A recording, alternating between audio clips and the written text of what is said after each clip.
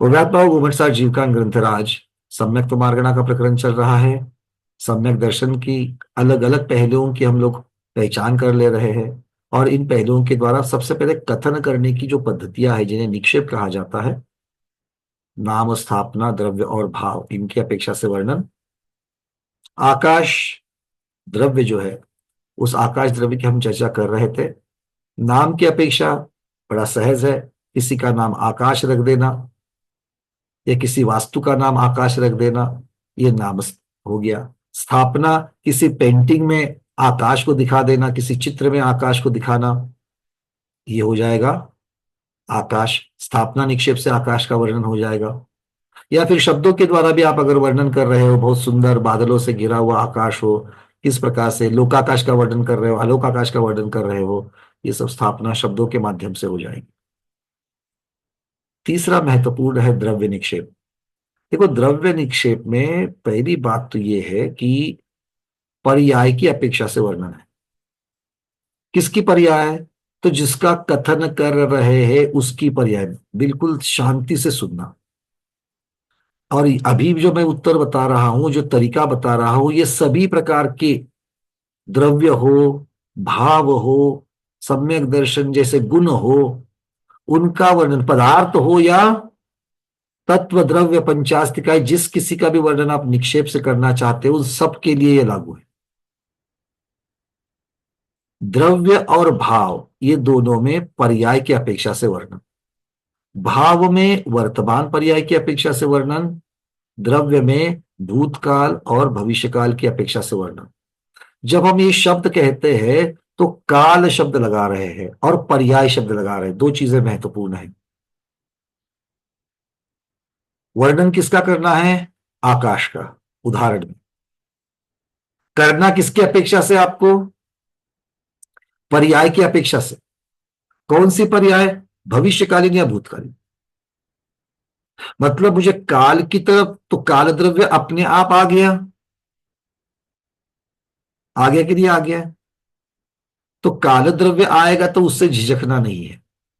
दूसरा, पर्याय की अपेक्षा से वर्णन होगा, तो पर्याय सबसे पहले हमें समझनी पड़ेगी कि आकाश द्रव्य की पर्याय कौन कौन सी होती है। चलो, आप सब लोग मिलकर के हम लोग उत्तर को खोजेंगे। आकाश द्रव्य की पर्याय कौन सी होती है?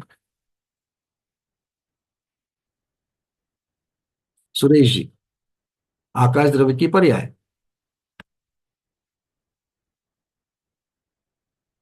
बोलने में आकाश लोकाकाश। एक लोकाकाश भी है, अलोकाकाश भी है, ये पर्याय हुई कि नहीं हुई? हो गई। अब लोकाकाश के भी अलग अलग हिस्से कर देंगे तो वो भी तो आकाश की पर्याय है। जैसे कोई बंबई के आकाश में बैठा है, कोई पूना के बैठा है, कोई नागपुर के बैठा है, कोई दिल्ली के बैठा है, कोई लखनऊ की बैठा है, तो ये भी आकाश की पर्याय है। तो इन आकाश की पर्यायों का वर्णन करना है। कौन सी पर्याय का? भूतकालीन या भविष्यकालीन। अब चूंकि ये अनादि अनंत द्रव्य है, चूंकि ये अनादि अनंत द्रव्य है, तो द्रव्य तो अनादि अनंत है, किंतु पर्याय अनादि अनंत है क्या? पर्याय तो विनाश को प्राप्त होती है, उत्पत्ति को प्राप्त होती है। मतलब लोकाकाश कभी नाश होगा क्या? आलोकाकाश का नाश होगा क्या? मतलब उन्हीं की अपेक्षा से वर्णन करना थोड़ा मुश्किल हो जाएगा, बस मैं मुश्किल कह रहा हूं। किंतु इजी किसकी अपेक्षा से होगा? जो हमारे सामने आज पूना का आकाश है, आगे वाले छठे काल में यहां पर पूना होगा कि नहीं होगा, किसको क्या पता। जहां पर आज समेच्छिकर है, जहां पर अयोध्या है, वो जिस आकाश में है, उसी जगह पर आने वाली कालों में वहां पर उनकी स्थापना होगी। किंतु जब नहीं होगी तब वो पर्याय वहां पर रहेगी क्या? जब प्रलय में अयोध्या का पूर्ण नाश होगा, समेच्छिकर का पर्वत भी जल करके पूरा नाश हो जाएगा, और फिर कब उसकी उत्पत्ति होगी? जब उत्सर पीढ़ी, अब तो अवसर पीढ़ी में तो खत्म हो जाएगा, उत्सर पीढ़ी काल में जब तीर्थंकर जन्म लेंगे, तब आकर के सौदामिंद्र महाराज फिर से अयोध्या साकेत नगरी की रचना करेंगे कुबेर के द्वारा। आया था। तो ये पर्याय बदल रही है कि नहीं बदल रही है? तो इसकी अपेक्षा से वर्णन कर सकते हैं, कर सकते कि नहीं कर सकते? देखो तो जरा, भविष्य काल व्याकरण की अपेक्षा लगा करके वाक्य नहीं बनाना है, तो पर्याय भविष्य की अपेक्षा से लेनी है या भूतकाल की अपेक्षा से लेनी है। अब कौशाम्बी नगरी जिस आकाश में है, दूसरी महत्वपूर्ण बात, आकाश द्रव्य जो है ये बाकी के द्रव्यों को अवगाहना दे रहा है। आया ना? तो जैसे इस कथन में काल द्रव्य पर्याय की अपेक्षा से काल द्रव्य का होना अनिवार्य बन जाता है या वो आता ही है, वैसे ही आकाश द्रव्य जिनको अवगाहन दे रहा है उसकी अपेक्षा से उसकी पर्याय बनेगी। देखो सोच करके, अभी हमने कहा दिल्ली के आकाश, अभी हमने कहा बंबई के आकाश। तो बंबई और दिल्ली ये क्षेत्र की अपेक्षा से देखा जाए तो नगरिया है, और नगरिया कैसे बनती है? घरों से, लोगों से, इमारतें, नदियां। मतलब ये जो पुद्गल है उन पुद्गल की अपेक्षा से बनती है या तो फिर जीवों की अपेक्षा से बन रही है।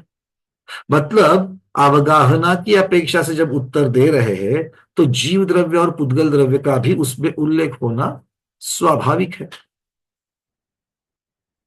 सिर्फ हमें देखना यह है कि पर्याय का वर्णन करते वक्त जहां पर आकाश भी है, काल भी है और जीव पुद्गल भी है, तो जीव पुद्गल को आकाश की अपेक्षा से वर्णन करोगे तो ठीक है, जीव पुद्गल का अकेले काल की अपेक्षा से वर्णन हो जाएगा तो वो जीव द्रव्य या पुद्गल द्रव्य की पर्याय बन जाएगा, ना कि आकाश द्रव्य की। बातें समझ में आ रही है मैं जो कह रहा हूं? जहां पर चार चीजें इकट्ठा करके आप लोग सोचोगे, पुद्गल, जीव, आकाश और काल, इसमें काल द्रव्य के साथ में सभी द्रव्यों की पर्याय बनती कि नहीं बनती? उनके बिना, वर्तने के बिना तो पर्याय बनेगी ही नहीं। तो काल द्रव्य की अपेक्षा से जीव द्रव्य की भी पर्याय बनती कि नहीं बनती है? इतना कठिन प्रश्न है? नहीं। बनती कि नहीं बनती? बनती है। पुद्गल द्रव्य की भी बनती कि नहीं बनती है? बनती है। आकाश द्रव्य की भी बनेगी कि नहीं बनेगी? बनेगी। अब सोचो, अकेले आकाश द्रव्य की बन पाएगी क्या? क्योंकि उसका वर्णन हमेशा जीव और जीव की अपेक्षा से किया जा रहा है या फिर बाकी द्रव्य की अपेक्षा से किया जा रहा है।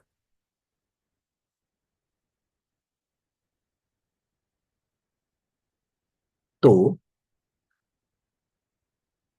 जैसे चांद के ऊपर जो आकाश है, अभी जिसको हम चंद्रमा कहते हैं, तारा तारा है जो भी है, अभी हम जिसको सिद्धशिला कह रहे हैं, सिद्धालय कह रहे हैं, तो सिद्धालय जिस आकाश में है और हम जिस आकाश में है, ये दोनों भी अलग अलग पर्याय है कि नहीं है? अलग अलग पर्याय है। अभी हम, चूंकि इस कथन में जैसे मैंने कहा, या तो जीव, पुद्गल, आकाश और काल, ये चारों मिक्सअप कहीं ना कहीं तो आएंगे आएंगे इस कथन में। तो जैसे हम जीव द्रव्य है, सिद्धालय आकाश द्रव्य है और काल की अपेक्षा, तो हम लोग एक न एक दिन सिद्धालय में जाकर के विराजमान होंगे कि नहीं होंगे? तो वो भविष्यकाल हुआ कि नहीं हुआ? तो सिद्धालय के आकाश का जो हम अवगाहन प्राप्त करेंगे वो भविष्यकाल की अपेक्षा से, भविष्य पर्याय की अपेक्षा से होगा कि नहीं होगा? अब उसका आरोपण मेरे वर्तमान पर्याय में अगर मैं करूं तो, मेरी मतलब मेरे साथ साथ में जो आकाश द्रव्य की पर्याय हो रही है उस पर, क्योंकि कथन मेरी पर्याय का नहीं चल रहा है, आकाश की पर्याय का चल रहा है। तो सिद्धालय की जो आकाश पर्याय है और अभी मैं जहां बैठा हूं उसकी जो आकाश पर्याय है वो दोनों भिन्न है। सिद्धालय वाली आकाश पर्याय इस जीव द्रव्य की अपेक्षा भविष्य काल में बनने वाली है। उसका आरोपण मैं अगर वर्तमान काल में करूं, किंतु आकाश की पर्याय की अपेक्षा से, ना कि जीव की पर्याय की अपेक्षा से, तब जाकर के वो आकाश द्रव्य का द्रव्य निक्षेप होगा कि नहीं होगा। पहले इस बात को समझना है, फिर उत्तर अपने आप आ जाएगा। कुछ सुंदरी कलकत्ता क्लियर हो रहा है? देखो, एक सिंपल बात लेकर के चलते, कथन मैं कर रहा हूं, आपको सिद्धालय का कथन करना है। सिद्धालय में आकाश है कि नहीं है? आकाश है। अभी हम जहां बैठे हैं वहां भी आकाश है कि नहीं है? है। तो दोनों पर्याय अलग अलग हो गई, ये बात तो पक्का है। पक्का है। जब भी आकाश द्रव्य की आप चर्चा करोगे तो आकाश द्रव्य अवगाहन, आकाश द्रव्य जो दूसरे, क्योंकि आकाश का कार्य क्या है, आकाश की पर्याय कब बनेगी? तो उसका कार्य करने के लिए पर्याय बनेगी। उसका स्वभाव गुण जो है अवगाहन देना, उसकी अपेक्षा से पर्याय बनेगी। किंतु अवगाहन देगा किसे? स्वयं को तो दे ही रहा है, किंतु अवगाहन देगा किसे? तो बाकी द्रव्यों को देगा। मतलब जब भी उसके द्रव्य निक्षेप की बात होगी, बाकी द्रव्यों का उल्लेख आएगा कि नहीं आएगा? इस बात को पहले समझो। आएगा कि नहीं आएगा? आएगा। तो उदाहरण के तौर पर ले लेते हैं, हम जीव द्रव्य की अपेक्षा से उसका वर्णन करेंगे। तो जीव द्रव्य सिद्धालय वाले आकाश में कब होगा? भविष्य काल में होगा, आज तो नहीं है। तो अगर मैं आज की पर्याय कौन सी? आकाश की, इस जीव के द्वारा, मतलब कौन सी? मान लो पूना वाली पर्याय, अभी मैं जहां बैठा हूं वहां की पर्याय। तो पूना के आकाश द्रव्य की जो पर्याय है, उसका वर्णन अगर मैं भविष्य काल में ये जीव द्रव्य जिस आकाश पर्याय में होगा उसका आरोपण वर्तमान में करूं तो, मतलब सिद्धालय का आरोपण वर्तमान पर्याय पर करूं तो वो आकाश द्रव्य का द्रव्य निक्षेप से कथन होगा कि नहीं होगा? सोच। सुमन सेठी दीदी, आ रही है बातें समझ में? अगर मैं कहूं आज ध्यानावस्था में मैं सिद्धालय में आरूढ़ था, या अभी मैं ध्यान में सिद्धालय का अनुभव कर रहा हूं, क्या क्या हो रहा है देखो। ध्यानावस्था में मैं सिद्धालय में हूं, वर्तमान पर्याय हो गई। अभी हूं सिद्धालय में, साक्षात में हो। तो ध्यानावस्था में जा सकते कि नहीं जा सकते? तो ध्यानावस्था में मैं पुणे की आकाश की जगह पर सिद्धालय वाले आकाश में पहुंच गया कि नहीं पहुंच गया? और कब पहुंचा? अभी, वर्तमान में। तो भविष्य की आकाश पर्याय को मैंने वर्तमान आकाश पर्याय में, अभी मैं कहा हूं? अभी मैं ध्यानावस्था में सिद्धालय में आरूढ़ हूं। अब बताओ, ये आकाश का द्रव्य निक्षेप से कथन हुआ कि नहीं हुआ? किसकी अपेक्षा? जीव की अपेक्षा, मान्य। किंतु बिना जीव द्रव्य के या पुद्गल द्रव्य के या धर्माधर्म द्रव्य के आकाश की पर्याय का वर्णन किया जा सकता है क्या? एक स्वयं की अपेक्षा से किया जा सकता है, दूसरा दूसरे द्रव्यों की अपेक्षा से किया जा सकता है, तो दूसरे द्रव्य की अपेक्षा से कर लिया। क्यों? क्योंकि जो स्वयं की अपेक्षा से जो उसकी पर्याय बन रही है, उनमें भविष्य का वर्तमान में आरोपण कैसे करेंगे?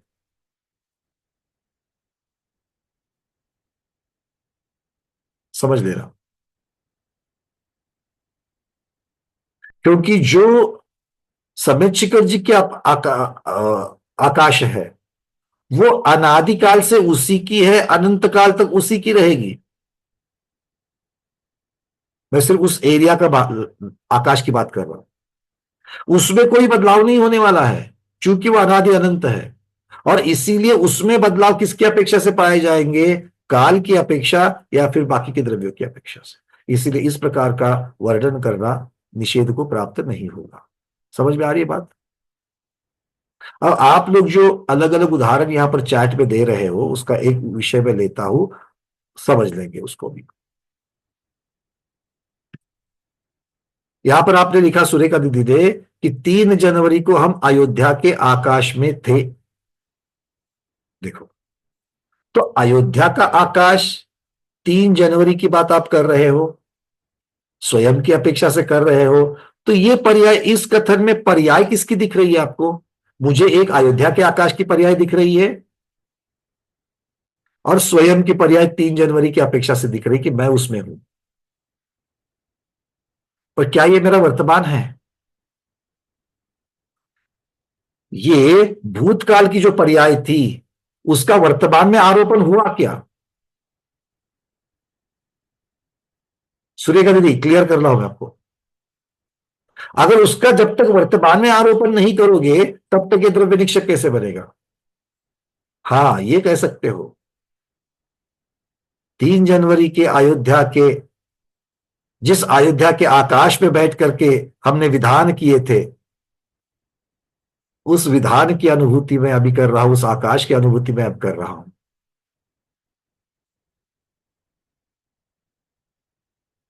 हो गया आरोपण। सूर्य दीदी क्लियर हो रहा है?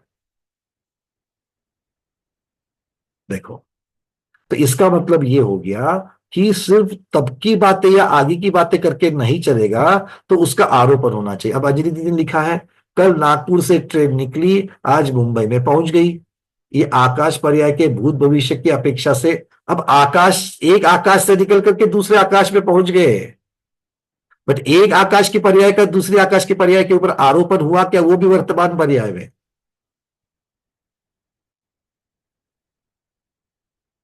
आपने आकाश की दूसरी पर्याय का कथन कर दिया। आप ऐसा कह सकते हो, मैं कल नागपुर से ट्रेन में निकली, कल नागपुर के आकाश से तो निकली, आज ट्रेन मुंबई में पहुंच गई, किंतु मैं तो उसी आकाश में रह गई। मतलब मेरे मन में आकाश, नागपुर के आकाश की ही स्मृतियां अब चल रही है, मैं अभी भी मन से नागपुर में ही हूं।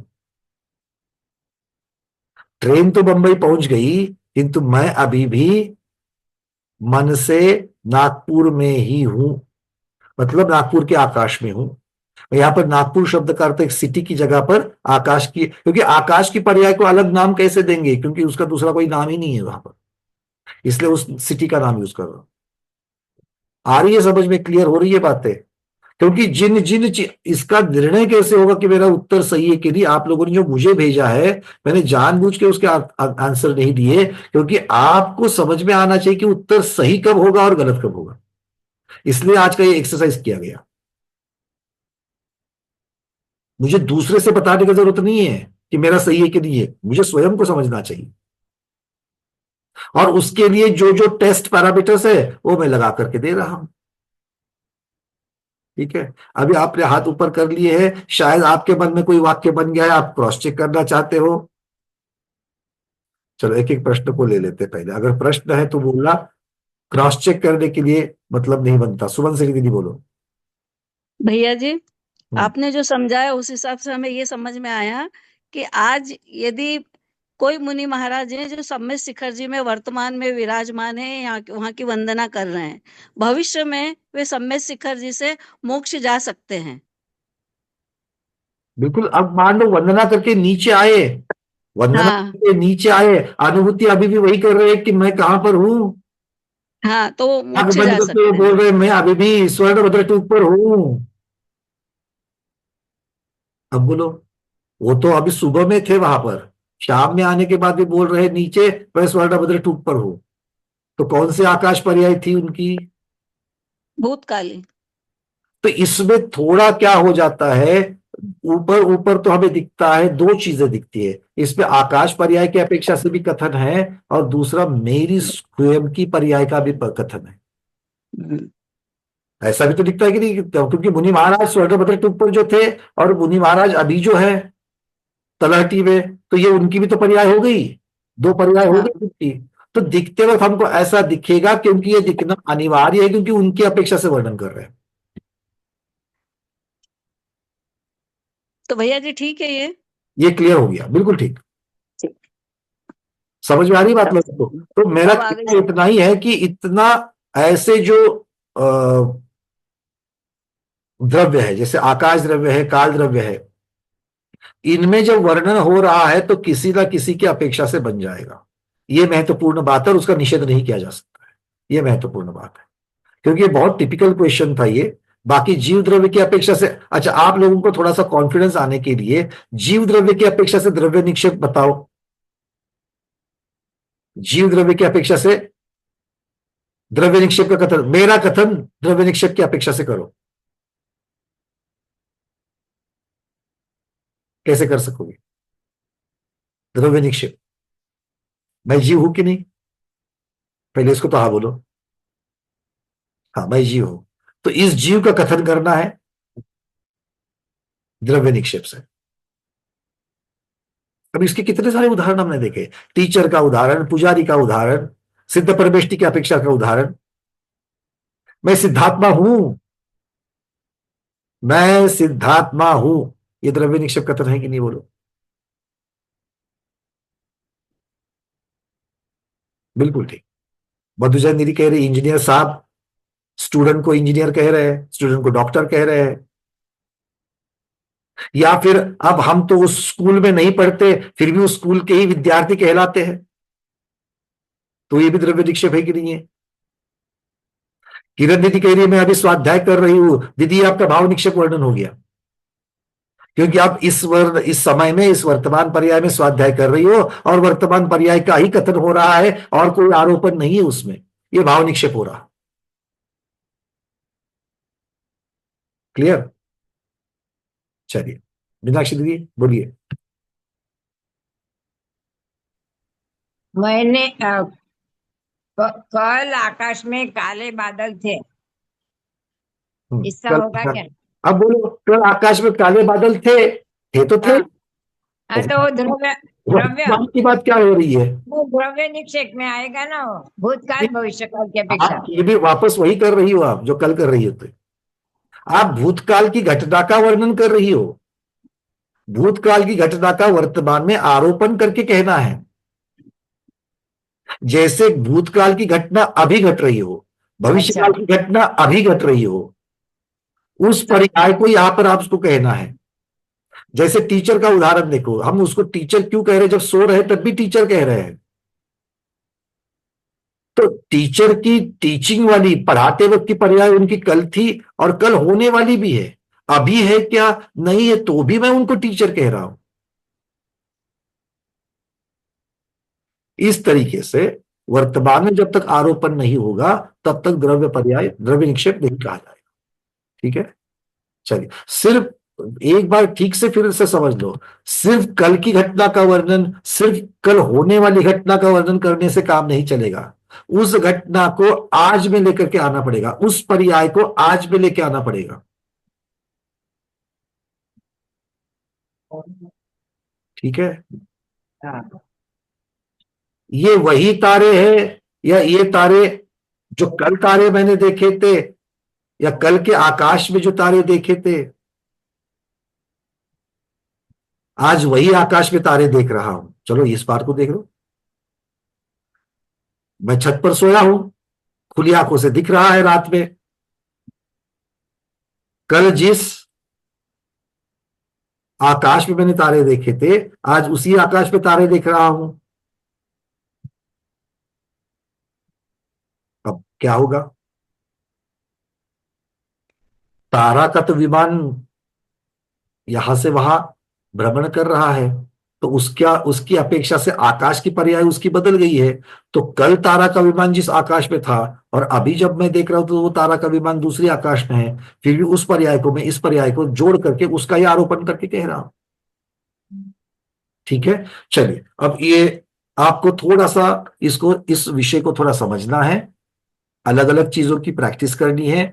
जीव पुद्गल के साथ में थोड़ा इजी बन जाएगा, बाकी द्रव्यों के साथ में थोड़ा सा क्लिष्ट होगा, किंतु एक्सरसाइज करने से बिल्कुल समझ में आ जाएगा। तो मैं आपको इसके साथ में छोड़ देता हूं, क्योंकि इसकी चर्चा और 8 दिन करेंगे तो भी मन में प्रश्न उठते ही रहेंगे, क्योंकि जब तक आप स्वयं इसको अलग अलग तरीके से नहीं करोगे तब तक नहीं होगा। अब चलते हैं, आज हम थोड़ा आत्मानुशासन ग्रंथ के चरणों में। आत्मानुशासन ग्रंथ में, नहीं नहीं, आत्मानुशासन का तो हम स्वाध्याय कर तो रहे गोमटसा जीवकान का, किंतु आत्मानुशासन ग्रंथ में सम्यक्त्व की जो बहुत सुंदर चर्चा चली है, 10 प्रकार के सम्यक्त्व वहां पर कहा गए हैं। क्या कहते हैं आचार्य भगवान आत्मानुशासन में? आज्ञा मार्ग समुद्भव उपदेशात सूत्र बीज संक्षेपात विस्तारार्थाभ्याम भवम वप परमावादि आढ़ेच। विस्तारार्थाभ्याम भव मव परमावादि गाढ़ेच। ये जो आज्ञा से उत्पन्न, जो मार्ग से उत्पन्न, जो उपदेश से उत्पन्न, जो सूत्र से उत्पन्न, जो बीज से उत्पन्न, जो संक्षेप से उत्पन्न, जो विस्तार से उत्पन्न, जो अर्थ से उत्पन्न, जो ज्ञान की सहचारिता के कारण उत्पन्न, अलग अलग प्रकार के 10 सम्यक दर्शन के जो भेद है उनकी चर्चा अब हम करेंगे। तो सबसे पहले यहां समझना है, यहां पर सम्यक दर्शन की जो भेद बताए गए हैं वो किसकी अपेक्षा से है? अब तक तो आप कह रहे हैं कि सम्यक दर्शन के 2 भेद है, आज्ञा सम्यक्त्व, अधिगम सम्यक्त्व। अब कह रहे हैं सम्यक्त्व के 10 भेद है, आगे कहेंगे सम्यक्त्व के 3 भेद है, क्षायिक, औपशमिक, क्षारोपशमिक। फिर कहेंगे 2 भेद है, वीतराग सम्यक्त्व, सराग सम्यक्त्व। फिर कहेंगे और 2 भेद है, निश्चय सम्यक्त्व, व्यवहार सम्यक्त्व। भाई एक बात कहो ना, 2 भेद है, 3 भेद है, 10 भेद है, एक बात तो कहो। पर ये अलग अलग प्रकार से भेद होते हैं। घर में हमने सब्जी लेकर के आए, मार्केट में गए और बास्केट में बहुत सारी चीजों को इकट्ठा करके लाए, है ना। जो वेट वाले होते हैं उनको नीचे डाल देते हैं, तरबूज वगैरह लिया तो नीचे, बाद में पत्ते वाले सब्जियां रख दी, उसके ऊपर टमाटर आदि रख दिए, जो नाजुक रहते हैं उनको ऊपर रख दिया। अब सारे के सारे लेकर के घर में आकर के आप लोग पहले उसको सेग्रीगेट करते हो, अलग अलग करते हो, आया ना। उसमें फिर कुछ ऐसी फलियां भी रहती है अलग अलग प्रकार की, उनको भी अलग किया जाता है। तो आप कहते वक्त क्या कहोगे? इस सब्जी की जो मैं उठा करके लाए हो 2 भेद है, एक पत्ता सब्जी, दूसरी है फल सब्जी, इसकी अपेक्षा से 2 भेद हो गए। फिर कोई हरी सब्जियां है, कोई बिना हरी वाली सब्जियां है, उस प्रकार से भी 2 भेद हो गए। फिर तीसरी कठिन फल सब्जियां है और बाकी की नरम फल सब्जियां है। कितने अलग अलग प्रकार, मतलब उसी चीज का वर्णन अलग अलग विवक्षाओं से जब किया जाता है तब होता है। बस यही बात सम्यक दर्शन में भी है। जब विवक्षाएं लगाते हैं, कौन से निमित्त से इसको प्राप्त हो रहा है, कौन से निमित्त से। अगर कर्म के निमित्त से प्राप्त हो रहा है तो 3 भेद हो जाते हैं। कर्म का क्षय करने से क्षयिक सम्यक्त्व, कर्म का उपशम करने से औपशमिक सम्यक्त्व, और कर्म का क्षयोपशम करने से वेदक सम्यक्त्व। वैसे ही बाह्य निमित्त कौन सा है? ये सूत्र से उत्पन्न है, ये बीज से उत्पन्न है, ये आज्ञा से उत्पन्न है, ये विस्तार से उत्पन्न है, ये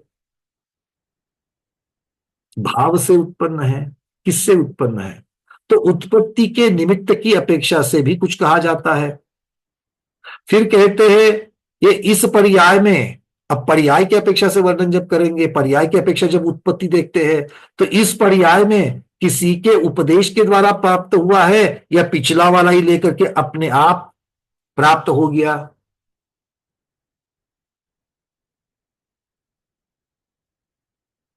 अधिगमन से है, टेस्ट करके करके किया है, या ऐसे ही प्राप्त हो गया। तो ऐसे ही प्राप्त हुआ, मतलब कुछ तो पहले से भी तो लाया पड़ेगा। तो ये अलग अलग तरीके हैं, यहां पर बाह्य निमित्त की अपेक्षा से वर्णन हो रहा है। उसका सबसे पहला भेद है आज्ञा सम्यक्त्व। हम 10 भेद की चर्चा आत्मानुशासन ग्रंथ की अपेक्षा से कर रहे हैं। पहला है आज्ञा सम्यक, तो सब लोग जानते हैं। आचार्य भगवान क्या उसकी व्याख्या कर रहे हैं, देखो। दर्शन मोहनी के उपशांत हो जाने से, ये बहुत महत्वपूर्ण है। दर्शन मोहनीय कर्म का उपशांत होना। उपशांत कैसे होगा? दर्शन मोहनीय कर्म उपशांत कैसे होगा, क्यों होगा, क्या करने से होगा?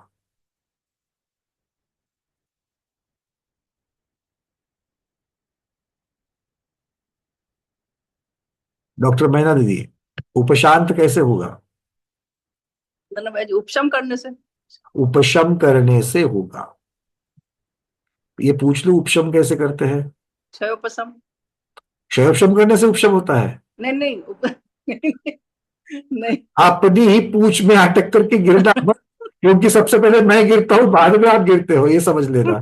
तो मेरे खातिर पूछ नहीं बनाना। हाँ भाई, उपशम करने से। उपशम कैसे करते हैं प्रमोद जी? प्रथम उपशम से बनेगा उपशम। ये तो आपने नाम दे दिया उसको सर, हमें प्रक्रिया चाहिए। अच्छा, 7 जो हमारी 7 आप प्रकृति है। ये मतलब थोड़ा प्रश्न में सिंपल कर देता हूं। अभी मुझे कर्म का उपशम करना है तो मैं क्या करूं? मोटी कर्म की 7 प्रकृतियों का उपशम होगा। 7 प्रकृतियों का। कैसे होगा? क्या करूं तो होगा?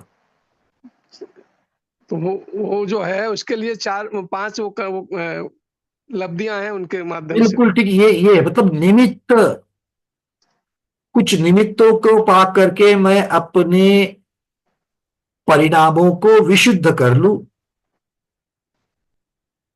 इतने विशुद्ध कर लूं कि अभी मेरा जो दर्शन मोहनीय कर्म उदय में आने वाला था वो तितर बितर हो जावे।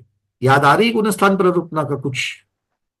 हाँ, चौथे गुणस्थान की चर्चा में उपशम की चर्चा करी थी। क्षयोपशम में सदवस्था और उपशम की चर्चा अलग है, और सिर्फ अकेले उपशम सम्यक्त करते वक्त की चर्चा अलग है। निमित्तों के द्वारा अपने परिणामों को विशुद्ध बनाकर, क्योंकि निमित्त का बड़ा महत्व है, निमित्तों के द्वारा अपने परिणामों को विशुद्ध बनाकर दर्शन मोहनीय कर्म जो अभी उदय में आने वाले थे उनको हमने आगे पीछे बना करके उसमें अंतर बना दिया।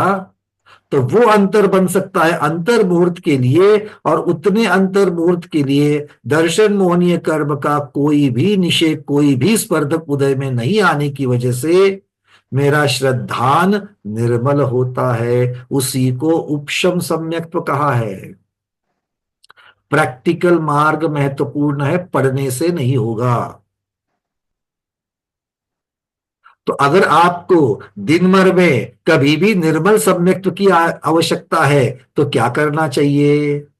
जैसे बहुत बार कहते रहे, बहुत प्रदूषित हवा हो गई है, हमारे शहर की हवा बड़ी प्रदूषित हो गई है, मुझे शुद्ध निर्मल हवा की जरूरत है। मैं कहीं पर, कहां चले जाते हो?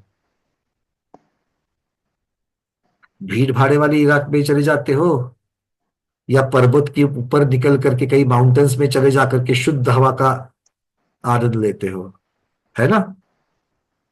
तो वहां जाना पड़ेगा ना शुद्ध हवा के लिए। वैसे ही है यहां पर।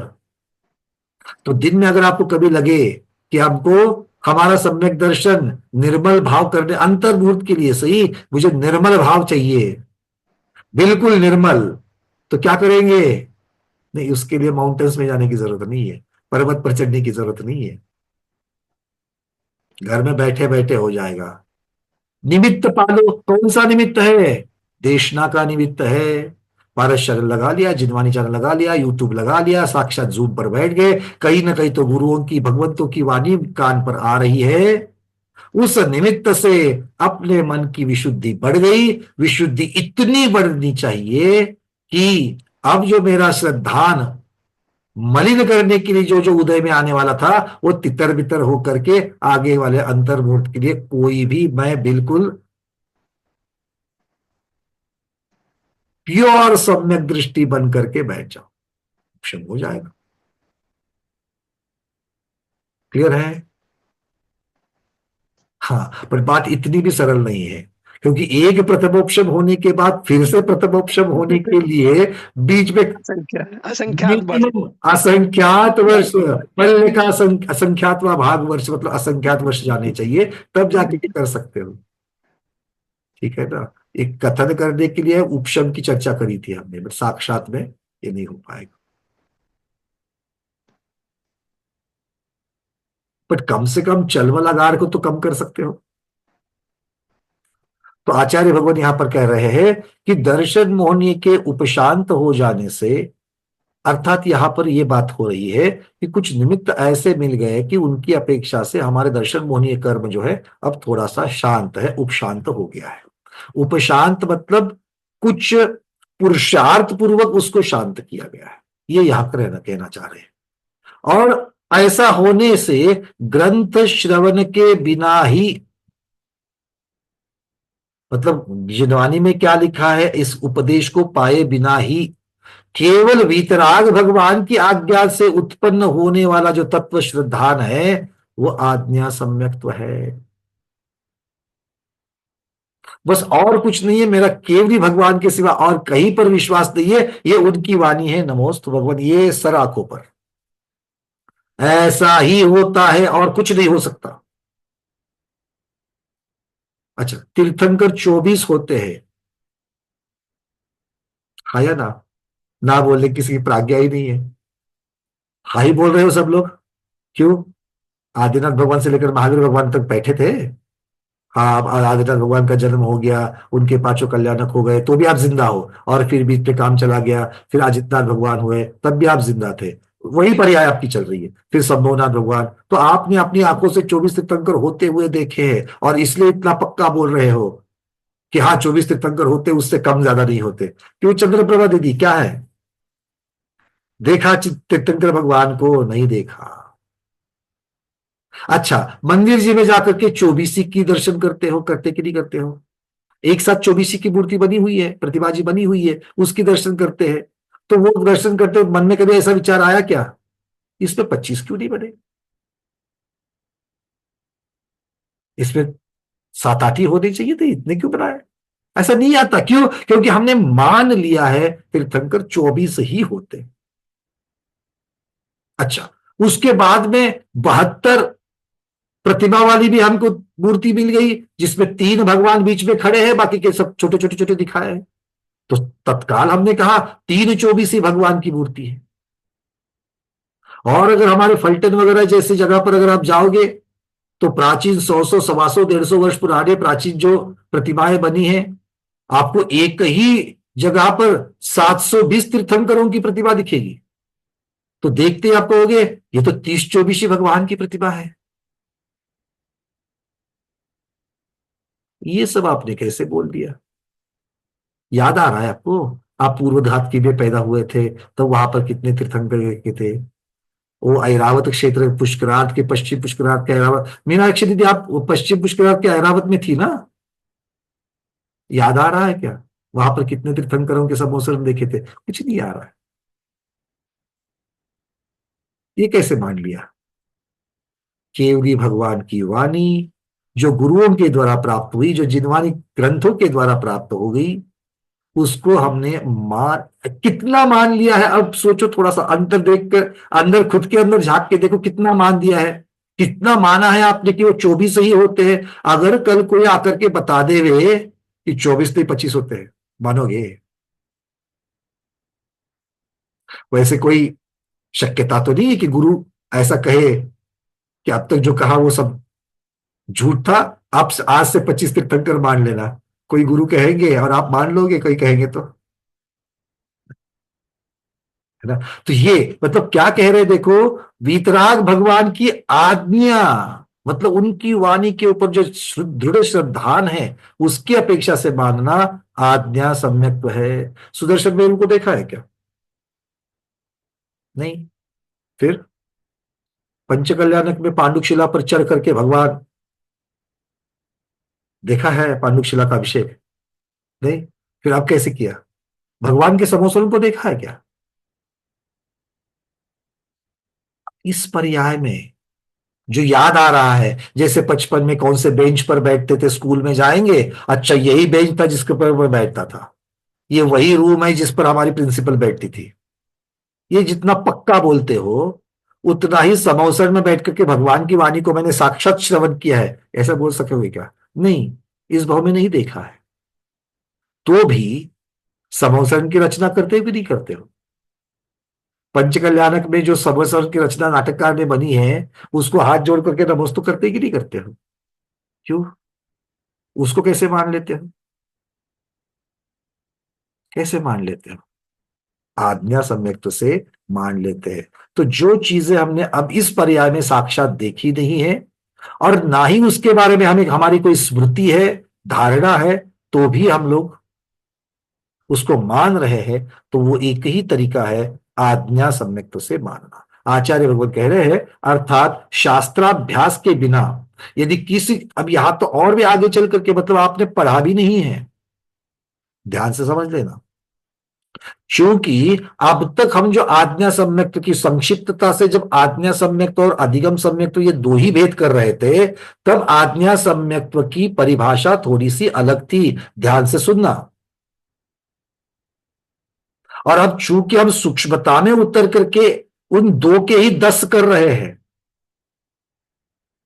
तब आज्ञा सम्यक्त्व होने के अलग अलग कारणों के सूक्ष्म भेदों को भी अलग अलग करेंगे।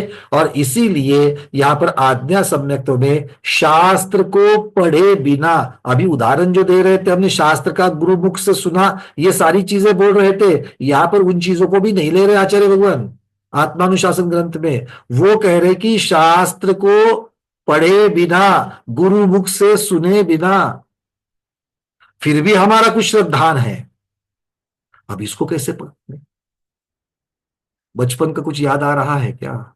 जब तक आपने जिनवानी नहीं पढ़ी थी, जब तक किसी महाराज जी के दर्शन नहीं हुए थे,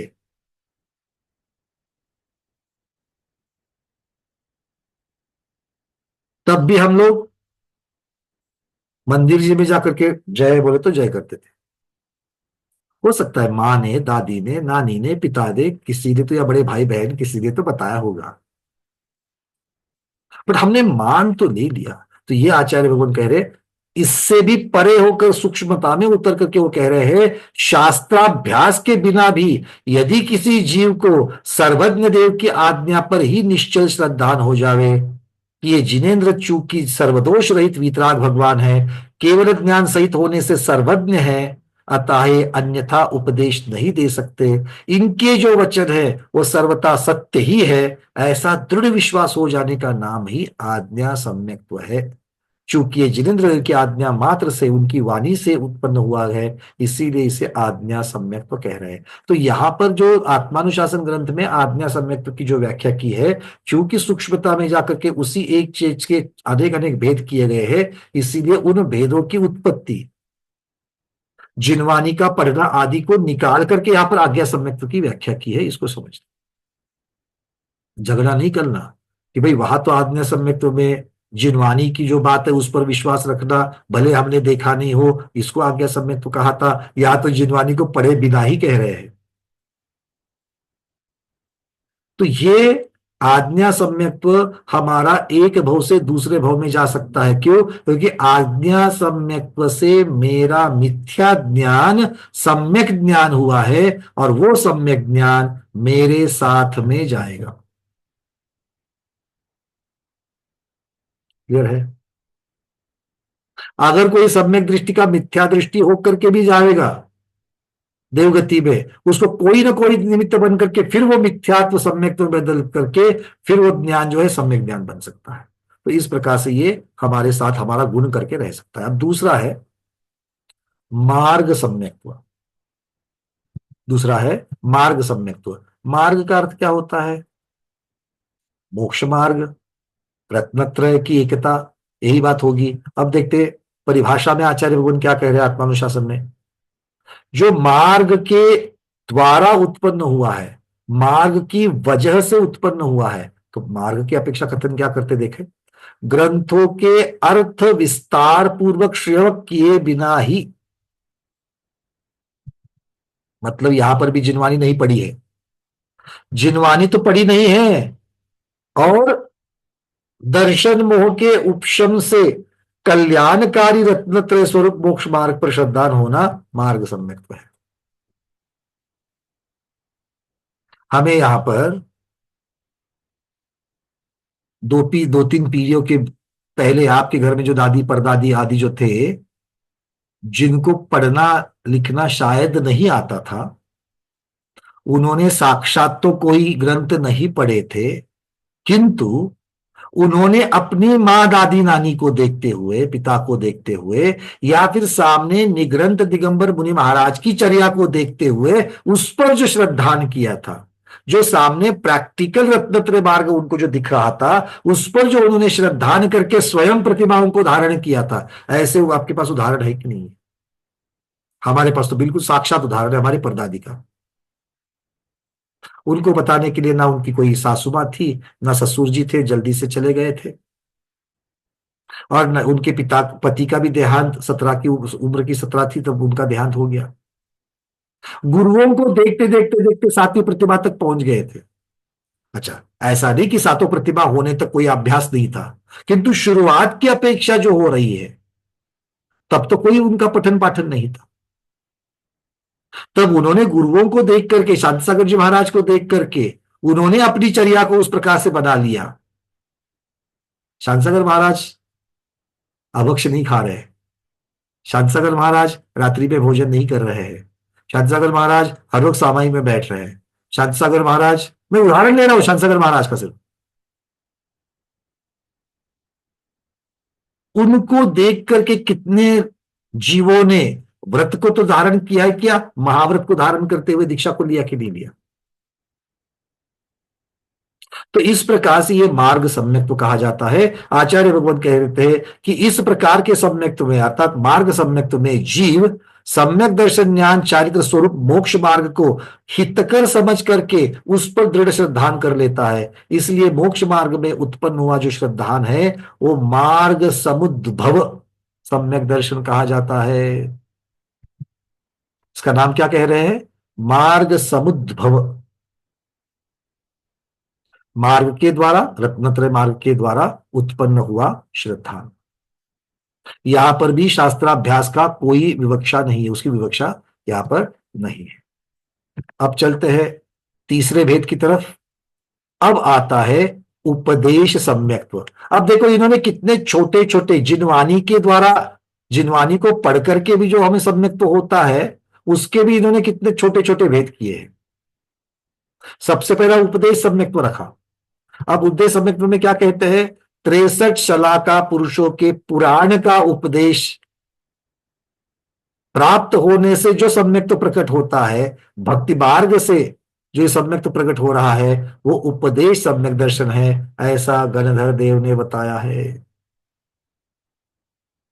गुणभद्र स्वामी कह रहे हैं, ये गणधर भगवान के द्वारा प्रतिपादित है। क्या? 63 शलाका पुरुषों के पुराण को पढ़ लो।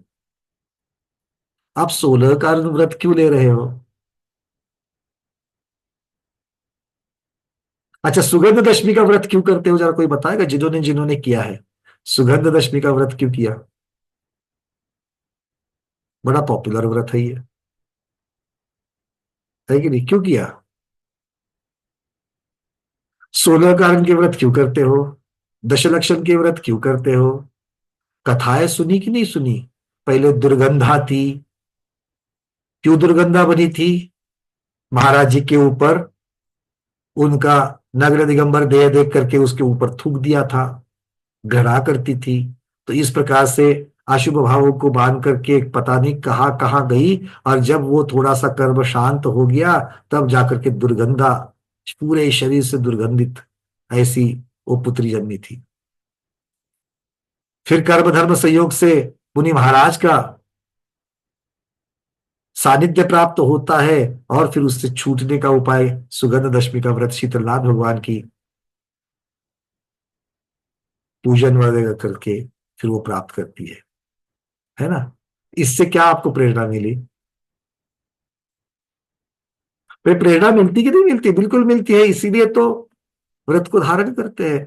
तो इसी प्रकार से रामचंद्र जी का चरित्र पढ़ करके, देशभूषण कुलभूषण भगवान के चरित्र को पढ़ करके बहुत फर्क हो जाता है। ऐसे चरित्र को पढ़ जब सुनने में आता है, जब पढ़ते हैं कि देशभूषण कुलभूषण भगवान इतने सुंदर थे और वापस आते ही एक युवती को देख करके जिनका मन चंचल हो गया, वो उनकी साक्षात स्वयं की उनकी भगिनी थी, किस प्रकार के विचार हुए रहेंगे। और ये पढ़ते वक्त हमारे आपके विचार कैसे होते हैं, हे भगवान क्या संसार है ये, कि स्वयं की बहन को भी नहीं पहचाना, सिर्फ स्त्री पर्याय को देख करके मन चंचल हो रहा है। क्या ये सिर्फ देशभूषण कुलभूषण भगवान के साथ ही हुआ या बाकी किसी के साथ नहीं होता? मंदिर जी में जाते वक्त ढंग के कपड़े पहन करके जाओ करके जो कह रहे हैं, वो क्यों कहते हैं कि हम बिल्कुल कंट्रोल में हैं, किंतु हमारा परिवेश देख करके और किसी का मन भटके नहीं, क्योंकि उसके लिए कारण मैं बन जाऊंगी। तब ये बोल करके नहीं चलेगा कि हर एक को अपना मन काबू में रखना चाहिए, वो तो रखना ही चाहिए, बट भाई तू निमित्त तो हो रहा है, उसका दोष लगेगा कि नहीं लगेगा? बस इसी प्रकार से यहां कह रहे हैं आचार्य भगवान कि कोई जीव यदि तीर्थंकर, चक्रवर्ती, बलदेव, वासुदेव, महापुरुष आदि के चरित्र को सुनकर, आप इसमें संकुचित वृत्ति से सिर्फ ये मत सोचना कि सिर्फ चरित्र को सुनकर के ही, एक आदि पूजा सुनकर के भी आपके मन में आ सकता है। कैसे? भावों की शुद्धि हो, निज गुण की वृद्धि हो, आगे तीर्थंकर बन के इस जग से मुक्ति हो, आओ करे मिल आज हम सोलह। सुनते कि नहीं सुनते? फिर वो सुनने से भाव होते कि नहीं होते हैं कि निज के गुण की वृद्धि हो करके तीर्थंकर बन करके अपनी आत्मा के साथ में बाकी आत्माओं का भी कल्याण करके मुझे छूटना है, ये कब मन में आता है, कब श्रद्धान होता है और जाकर के जीव 16 का व्रत को करता है? क्यों शैला दीदी, विधान करने के पीछे क्या भावनाएं रहती है? प्रतमानियों का स्वाध्याय, हाँ या ना? बिल्कुल। तो आचार्य भगवान कह रहे हैं कि ये सब जो चरित्र पुरुष है, इनके चरित्र को सुनकर उनके पुण्य पाप के फल का विचार करके, अब देखो इसमें विपाक विचय, अपाय विचय वाला धर्म ध्यान भी तो हो रहा है कि नहीं हो रहा है? कर्म सिद्धांत की चर्चा करोगे, पुण्य फल पाप के फल का विचार कर रहे हैं। जिन धर्म पर जब दृढ़ श्रद्धान होता है, तब उपदेश से उत्पन्न हुए उस सम्यक को उपदेश सम्यक दर्शन कहते हैं। नाम उपदेश है, किंतु इसमें प्रथमान योग के उपदेश की विवक्षा है। क्लियर है? तो मन में ये बात तो आ ही जाती है, अकेले प्रथमान योग से होगा क्या? क्यों? चरणानुयोग को पढ़ करके नहीं होता है? मुनि महाराज का चरित्र पढ़ करके, और सिर्फ चरित्र नहीं, उनके बारे में उनका आचरण पढ़ करके क्या हमें महाव्रत लेने के भाव नहीं होते? होते, झूठ मत बोलना, अगर होते तो अब तक तो महाव्रती हो जाते। ऐसी बात नहीं है, होते हैं, पर अपनी अपनी मजबूरियां है कि नहीं है? आप सब लोग हाँ कह रहे हैं। और उस मजबूरी का नाम क्या है? उस मजबूरी का नाम क्या है? चारित्र मोह। और चारित्र मोह की दूसरी पर्याय कौन सी है? हमारा शरीर और परिवार, दो ही चीजें जो हमें मुनि बनने से, आरिका माता जी बनने से रोक रहे हैं। कौन रोक रहा है? एक तो शरीर, नहीं तो परिवार। अच्छा, वो रोक रहे हैं या हमारा उनके प्रति मोह रोक रहा है? जरा सोच करके तो देखो। या तो हमारा उनके प्रति मोह या उनका हमारे प्रति मोह, दोनों भी होते हैं। बच्चे बोलते कि नहीं बोलते हैं? अब थक गए हो, अब उम्र हो चुकी है, अब उपवास वगैरह नहीं करना है, यहीं पर बैठ करके करना है कर लो, 4-4 बार मंदिर नहीं जाना, जाओगे कहीं गिरोगे पड़ोगे, इस उम्र में हड्डी जुड़ती है क्या? बोला जाता है कि नहीं बोला जाता है? क्यों? क्योंकि आपके प्रति उनका मोह है। जब आप बोलोगे कि नहीं मुझे संलेखना लेनी है, अब इसमें से मैं बचने वाला नहीं, बच्चे उठा करके वेंटिलेटर पर डालेंगे कि नहीं डालेंगे? क्योंकि वो आपको बचाना चाहते, वो उनका आपके प्रति मोह है, दुश्मन थोड़ी है वो, उनका आपके प्रति मोह है। तो आचार्य भगवान को ये प्रश्न पूछा गया, भगवान कि इस प्रकार से सम्यक दर्शन होने के लिए क्या है? आचार्य भगवान बोलते अगला प्रकार जो है ना, सूत्र सम्यक्त्व, वो यही बात कर रहा है। क्या है सूत्र सम्यक्त्व? मुनि के चरित्र के अनुष्ठान को सूचित करने वाले, मतलब मुनियों का जो चरित्र होता है, उनकी जो चर्या होती है, रोजमर्रा की जो चर्या होती है, उसको प्रतिपादन करने वाला आचार सूत्र अर्थात चरणानुयोग। उस आचार सूत्र या आचारांग जिसको कहा गया, आचारांग में किस क्या है मुख्यतः? प्रतिपादनयोग तो 12वें दृष्टिवाद भेद का अंग हो गया, उसका एक प्रकार हो गया, उसका भेद हो गया। किंतु मुनियों का चरित्र बताने वाला कौन है? आचारांग या आचार ग्रंथ। तो ये आचार ग्रंथों को सुनकर के जो तत्व श्रद्धान होता है, उसे उत्तम सूत्र सम्यक्त्व कहा गया है। क्या एक एक जरिए देखो, अगर आपको लगता है ना कि मुझे सम्यक दर्शन है कि नहीं पता नहीं है, मुझे सम्यक दर्शन होना चाहिए, तो एक एक प्रैक्टिकल मार्ग गुणभद्र स्वामी दिखा रहे हैं हमको। केवली भगवान के शब्दों के ऊपर विश्वास रखना, आज्ञा सम्यक तो हो जाएगा। रत्नत्रय के प्रैक्टिकल रत्नत्रय को देखो, प्रैक्टिकल रत्नत्रय कहाँ मिलेगा? मुनियों के चर्या में दिखेगा। मुनियों का सम्यक दर्शन देखो। अच्छा, मुनि महाराज को अगर श्रद्धान नहीं होता तो वो केशलोच करते क्या? मुनि महाराज को अगर श्रद्धान नहीं होता तो एक बार भोजन करके बाकी टाइम भूखा रहते क्या? मुनि महाराज को सम्यक दर्शन अगर श्रद्धान नहीं होता तो प्रतिकूल परिस्थिति में, रोग की परिस्थिति में भी उपचार को ना लेते हुए संलेखना को धारण करते क्या? अब बोलो, उनकी कृति, उनका आचरण, साक्षात आचरण जो है वो मार्ग सम्यक तो है कि नहीं, उसको देख करके मुझे सम्यक तो हो रहा है। तो हमें अगर मार्ग सम्यक तो होना है तो क्या करना पड़ेगा? घर में रहना पड़ेगा? घर में बैठे बैठे हो जाएगा? नहीं, कभी तो कभी कभार जाकर मंच पर बैठे हुए महाराज जी का दर्शन करने से हो जाएगा?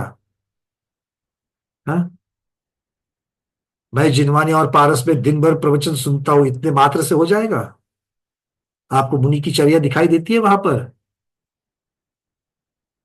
एक सिटी में रहते हुए, शहर में रहते हुए अपनी चर्या को निभाने के लिए 3-3, 4-4 किलोमीटर जंगल जाने के लिए जब पड़ता है, तो कैसी चर्या को निभा रहे हैं?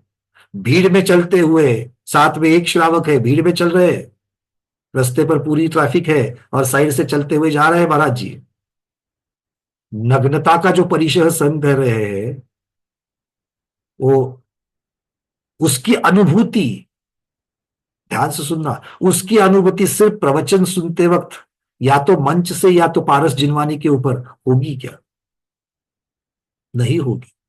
तो हमें मार्ग को देखना है तो साक्षात उनके सानिध्य में रहना पड़ेगा। गुरु के सानिध्य में रहे बिना मार्ग सम्यक तो होगा क्या? नहीं होगा। अच्छा, ये दो नहीं हो रहे हैं तो तीसरा उन्होंने बता दिया, उपदेश सम्यक्त्व। क्योंकि पहले दो को तो हमने बोल दिया कि बड़ा कठिन है, महाराज जी के साथ जाकर के चौके पे कौन, वहां पर संग में कौन रहे, हम 2 दिन के ऊपर टिक नहीं पाते, घर आना पड़ता है हमको, इसलिए हमने पहले दोनों को छोड़ दिया। अब तीसरा बताया गुणभद्र स्वामी ने, बोले चलो कोई बात नहीं, उपदेश सम्यक को तो प्राप्त करो। अच्छा, उपदेश सम्यक तो बोले कैसा मिलता है? आचार्य भगवान कह रहे प्रथमान योग को पढ़ो, प्रथमान योग को सुनो। हमने एक बार तो सुन लिया, ये तो कथा का आदम्बरिया है, इसमें तो कथा है, वो क्या बता रहे हैं, देखो ऐसा कहीं होता है क्या? अब महावीर भगवान की वाणी तो है, बट पता नहीं आचार्यों ने अपने अपने मन से भी तो लिखी है। ऐसा कहने से उपदेश सम्यक तो होगा, मतलब तीसरे वाले सम्यक को भी हमने, अरे हाँ या ना, मैं आपसे बात कर रहा हूं, नीचे कहा, उधर उधर कहाँ देख रहे हो? आपने नहीं हटाया। वो जो सम्यक तो पाने की चर्चा में था ना, वो जो प्रयास कर रहा था सम्यक तो पाने की, उसने पहले तीनों मार्ग को दुकड़ा दिया। अरे 10 है, तो मैं चूज तो कर लूं, उसने पहले तीनों को, अब मुझसे पॉसिबल नहीं है, तीन हटा दिए। अब चौथे पर आ गए, कुसुम दीदी मुंबई। चौथा क्या बोल रहे हैं? आचारांग अर्थात अनगार धर्मामृत, भगवती आराधना, मूलाचार, इन ग्रंथों को पढ़ने के लिए बैठ गए।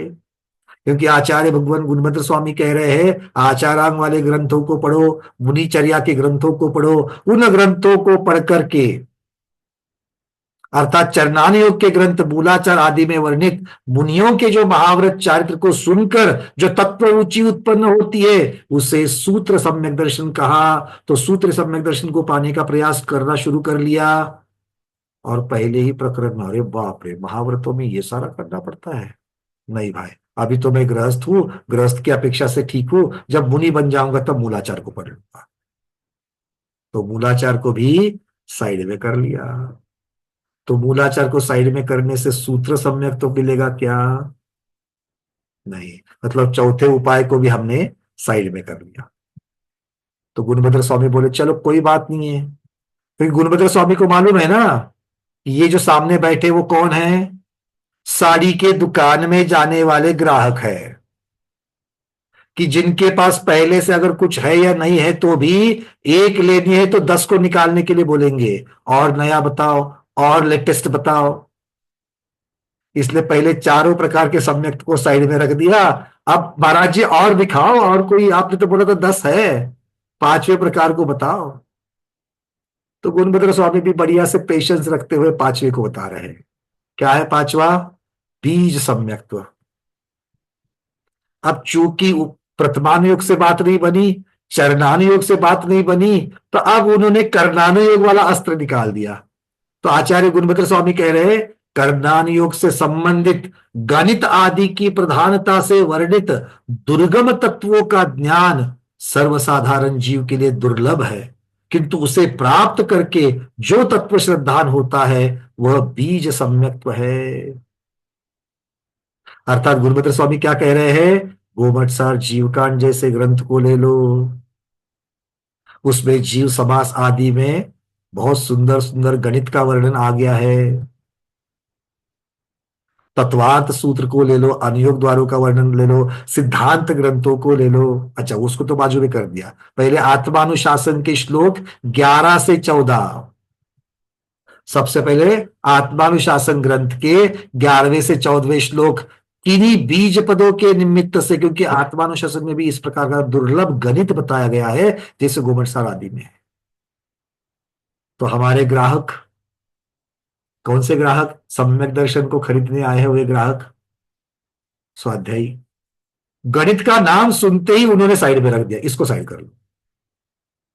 आप लोग करते कि नहीं करते? जाते ही वो दुकानदार ने दिखाई और वो पैटर्न आपको बिल्कुल नहीं चाहिए, पहले अरे इसको साइड निकालो। तो गणित का नाम सुनते हमारे स्वाध्यायी क्या बोले? भगवान गणित है, साइड में कर लो।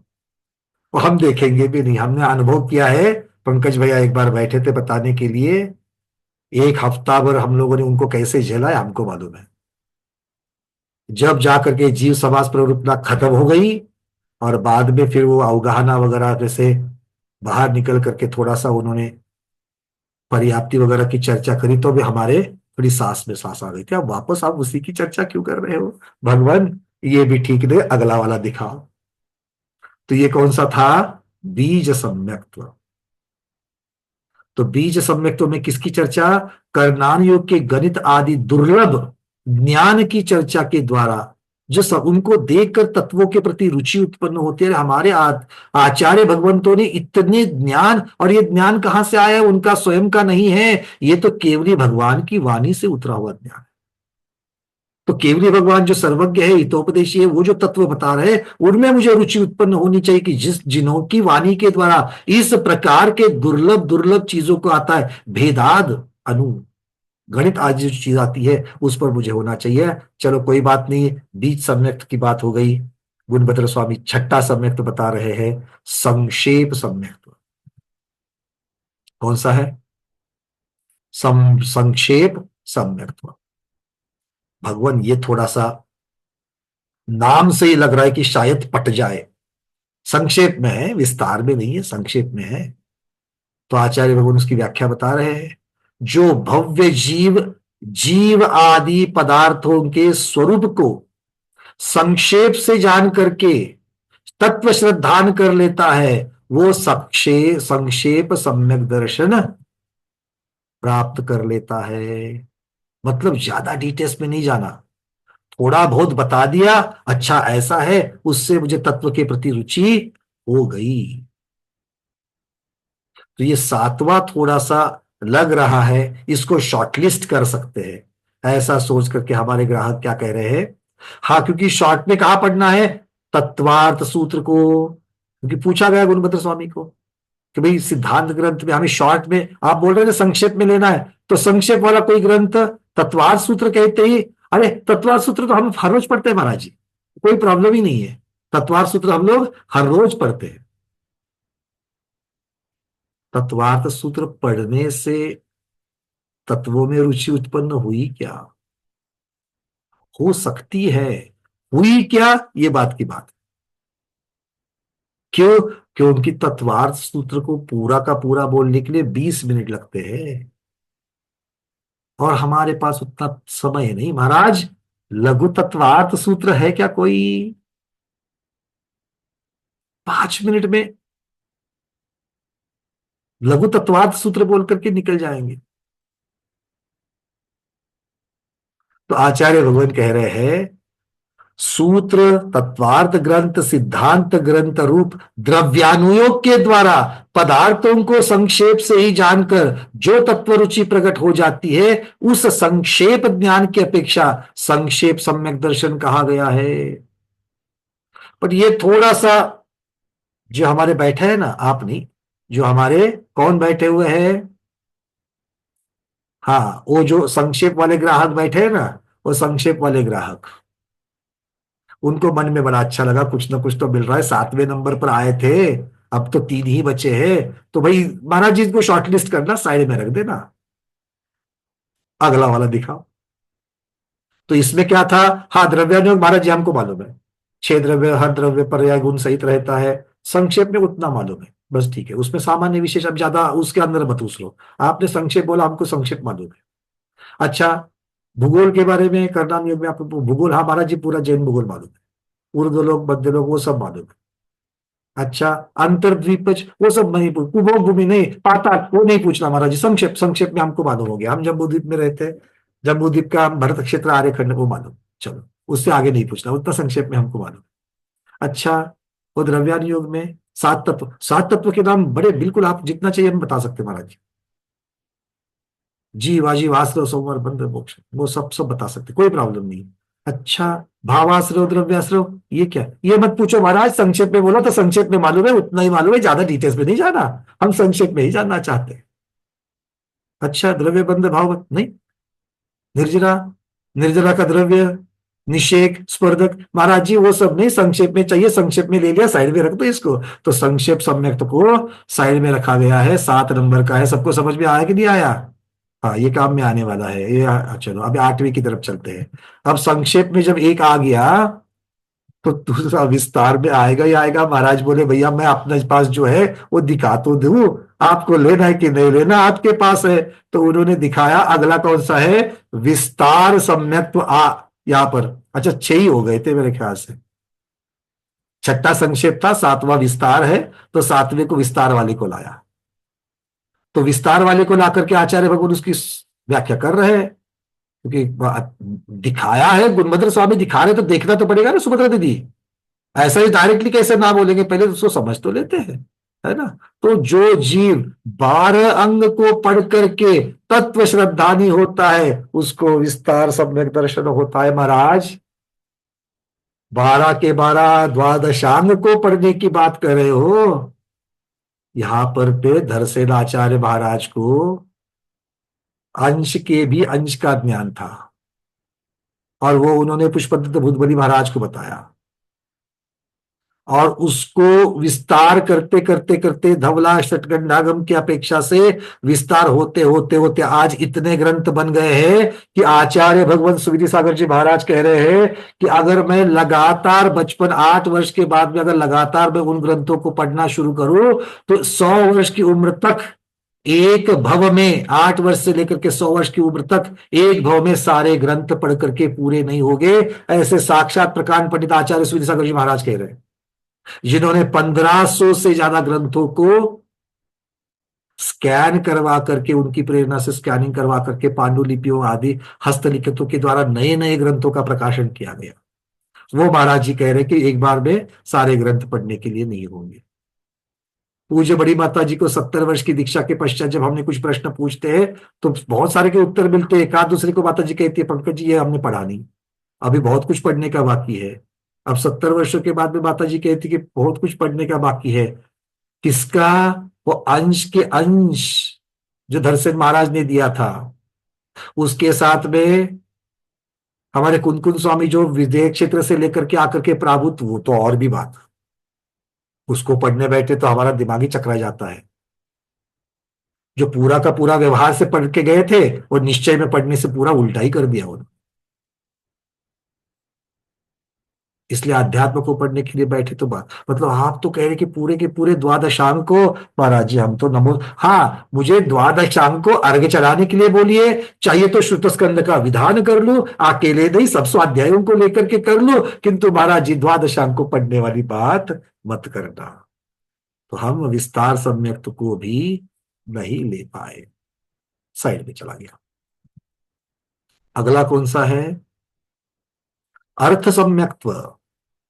8वें अर्थ सम्यक्त की बात चल रही है। आचार्य भगवान उसके बारे में कह रहे हैं, अंग बाह्य आगमों को पढ़े बिना भी उनमें प्रतिपादित किसी पदार्थ के निमित्त से द्वादशांग ज्ञानी जीव के विशिष्ट क्षयोपशम के वश से उत्पन्न होने वाला श्रद्धान अर्थ सम्यक दर्शन है। मतलब ये सम्यक दर्शन अगर किसी को हो जाए, अर्थ सम्यक अगर किसी को हो जावे तो ऐसा क्षयोपशम होता है, मतलब ऐसी विशुद्धि होती है कि उस विशुद्धि के बल से अंग बाह्य श्रुत को पढ़े बिना जो जिनवानी के आधार पर बाकी के आगे वाले परंपरा आचार्यों ने जो इतनी चीजें लिखी गई है, वो जो आगम के द्वारा द्वादशांग से परे किंतु उसी का सार रूप जो अंग बाह्य आगम है, उसको भी सुने बिना ही उसमें प्रतिपादित किसी अर्थ को जान करके, विशेष जान करके दृढ़ श्रद्धानी हो जाता है, इसलिए उसे अर्थ सम्यक दर्शन कहा जाता है। तो सबसे पहली बात तो हो गई कि इस अंग बाह्य आगम को पढ़े बिना ही इतनी बड़ी विशुद्धि हो जावे, ये वाली बात हजम होने वाली है क्या? आपके हमारी बल वाली बात है क्या? नहीं है। इसलिए महाराज जी 8 में से शॉर्टलिस्ट कितने किए हैं? 1 संक्षेप वाला, उतना ही है, बाकी 7 को। अब 9वें और 10वें उसकी तो पात्रता ही हमारी नहीं है। 9वां और 10वां क्या कह रहे? देखो आचार्य भगवान वो कह रहे हैं 9वां सम्यक्त्व है अवगाढ़ सम्यक्त्व, अर्थात अंगों के साथ अंग बाह्य श्रुत का अवगाहन करके जो सम्यक दर्शन उत्पन्न होता है उसे अवगाढ़ सम्यक दर्शन कहते हैं। अर्थात जिन मुनि महाराज को 11 अंग 14 पूर्व के साथ साथ में आगे आने वाले सभी के सभी अंग बाह्य प्रकीर्णक आदि जो अंग बाह्य है, उन सभी अंग बाह्य का पूरा पूरा ज्ञान है। अर्थात ऐसे महाराज को क्या कहते हैं? श्रुत केवली भगवान। तो श्रुत केवली भगवान का जो विशेष तत्व श्रद्धान होता है, किसकी अपेक्षा? जो श्रुत वो जानते हैं, संपूर्ण श्रुत ज्ञान के जो धारक है, ऐसे श्रुत केवली भगवान का जो सम्यक्त्व है वो कहलाता है अवगाढ़ सम्यक्त्व। तो आप और हम श्रुत केवली है क्या? मतलब 9वां वाला सम्यक्त्व हम प्राप्त करें क्या? महाराज जी 10वें की तरफ चलते हैं और अंतिम भेद आचार्य भगवान कह रहे हैं परम अवगाढ़ सम्यक। अच्छा, परम अवगाढ़ शब्द तो अच्छा लग रहा है महाराज जी, किसको होता है? क्या हम इसको प्राप्त कर सकते हैं? महाराज बोलते प्राप्त तो कर सकते हो, पहले बता तो दे कि ये किसको होता है, कैसे होता है, फिर देखना। वो कहते हैं केवल ज्ञान के द्वारा साक्षात देखे गए, जाने गए पदार्थ के विषय में जो श्रद्धान होता है वो परमावगाढ़ सम्यक कहा गया है। और ये सम्यक दर्शन सिर्फ और सिर्फ केवल ही भगवान को होता है। बोलो महावीर भगवान की जय। हाँ भाई, 10वां वाला मतलब 9वीं और 10वां माल उस इस प्रकार से वो वस्त्र साड़ी दिखाई कि लेने का मन कर रहा है, चाहिए तो यही चाहिए, किंतु ना पॉकेट में, ना बैंक में, ना जीपे पर, ना बीपे में, कहीं पर भी हमारे पास उतने पैसे नहीं है। इसलिए 9वें 10वें सम्यक को हम लोग लेने की बात सोच भी नहीं सकते हैं। क्या हो गया भैया, 10 प्रकार के सम्यक तो बता दिए, कौन सा वाला सम्यक तो ले सकते हैं? तो हमारे सब स्वाध्याय क्या शॉर्ट लिस्ट में रखा था ना एक संक्षेप वाला, तो हम संक्षेप को सुन करके संक्षेप में ही रखते हुए जितना तत्व ज्ञान के ऊपर जो रुचि हुई है वो संक्षेप सम्यक तो हम सबको है। बात समझ में आ गई कि नहीं आ गई? हाँ, किंतु भावना यही है कि यही आज भले हमारे पास संक्षेप सम्यक्त्व है, किंतु एक दिन जरूर अवगाढ़ सम्यक्त्व को और परंपरा से परम अवगाढ़ सम्यक्त्व को हम जरूर प्राप्त करेंगे। इन्हीं भावनाओं के साथ में आज के स्वाध्याय को गुरुओं के श्री चरणों में बारंबार नमोस्त वंदनामि इच्छाकार करते हुए यहीं पर समापन करते हैं। जैनम जयतु शासनम, जैनम जयतु शासनम, जैनम जयतु शासनम।